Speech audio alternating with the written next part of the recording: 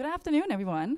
Thanks so much for joining us. Appreciate you taking time to join us here at our LinkedIn Tower. My name is Heidi Andersen, as Mike said, and I run our global online sales organization here for LinkedIn Marketing Solutions. Sales and marketing, the new power couple. Great title, isn't it? But it is actually a topic that I personally feel very passionate about, because similar to Mike, I'm incredibly close with my marketing partners, and I've seen firsthand the amazing power that can come out of creating that alignment and creating a really strong one. I've also seen firsthand how much you can fail when you don't have alignment between sales and marketing and the downsides of that. So when we go into like really honing in on what this new power couple is, a couple of points to start off with. A recent piece of global research that both Join the Dots and LinkedIn conducted really shows that marketing and sales today are more aligned than ever. So that's a good thing. The bond that's happening between marketing and sales is often described as a relationship. And as with any relationship, they can be really, really good, they can need a lot of work, and they can be kind of crappy. But as you see through the presentations today, it's going to be really worth the effort and the time to invest in making that relationship really work, because the outcome of that investment is incredibly powerful, and that's where the notion of power couples really come from. It's powerful in terms of both the real impact that you're going to see in the business and fundamentally also a straight correlation with the health of the bottom line of the company that you work for.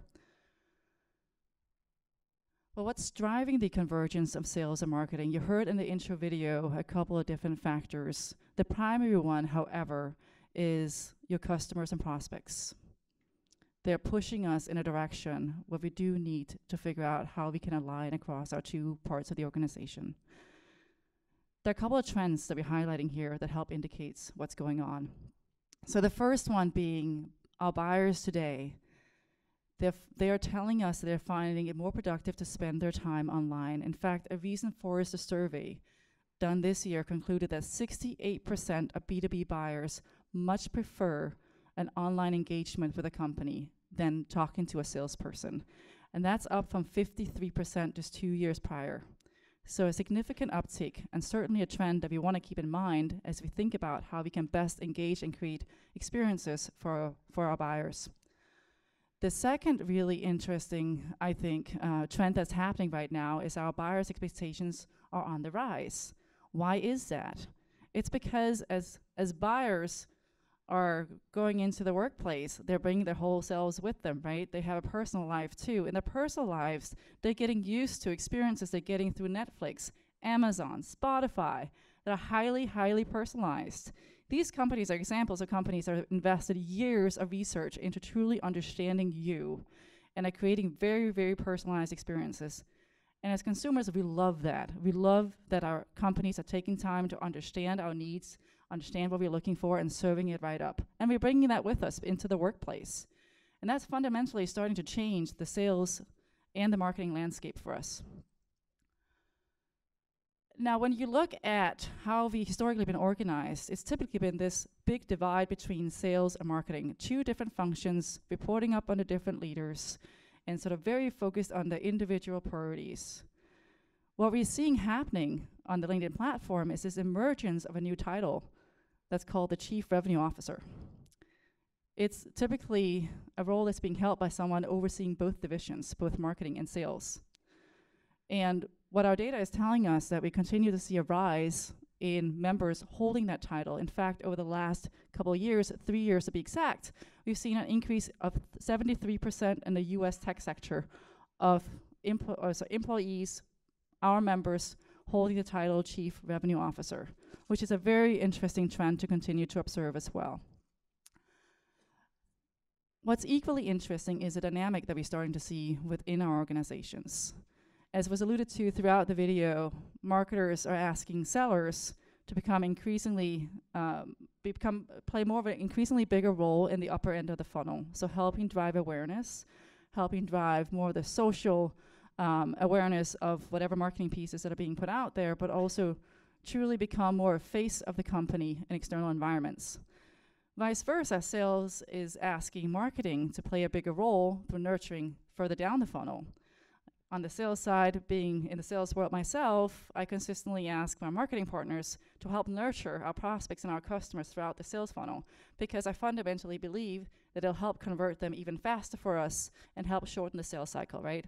So it's interesting to see that how we used to have very distinct roles in the sales funnel, we're now starting to overlap in different parts of the funnel. On our platform, we've done a tremendous amount of research to understand what's going on a little bit better as well, and to also to understand and illustrate the impact that we're seeing to a greater extent. And what our research is telling us is that any given member who's been exposed to a company's marketing message is 11% more likely to accept a connection request from anyone at that given company. The second interesting data point that we've sort of been able to get to is of any member on our platform who's been exposed to a marketing message from a given company, they are 25% more likely to respond and act on an email sent by a sales rep from that company. And lastly, when you look at a sales rep's connections, a sales rep's connection is 4.8 times more likely to reshare a share done by the sales rep, an employee, who is pushing out content on behalf of the marketing team. So LinkedIn has become a platform that's really helping drive that convergence between sales and marketing. It's also the platform where both customers, sellers, and marketers are coming together and really getting into the convergence of the buyer's mindset. Here at LinkedIn, we believe that in the future, sales and marketing will become increasingly aligned, and it's a necessity for us to create that alignment. We have been working with our customers and really taking some time to understand what's going on, and with that, we are trying to continue to drive the convergence, but also bringing together our sales and marketing products, which you'll hear more about later on in the presentations.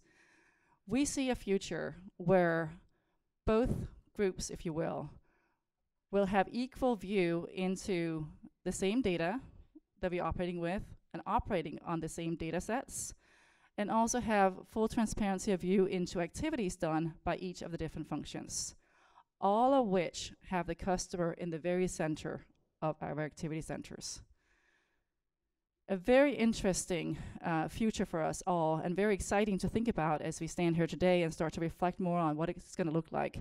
And here at LinkedIn, we certainly realize, and as I hope many of you are realizing, that at the core of it is great experiences are created by connecting people. And that really is the premise that's underlying everything that we do at LinkedIn.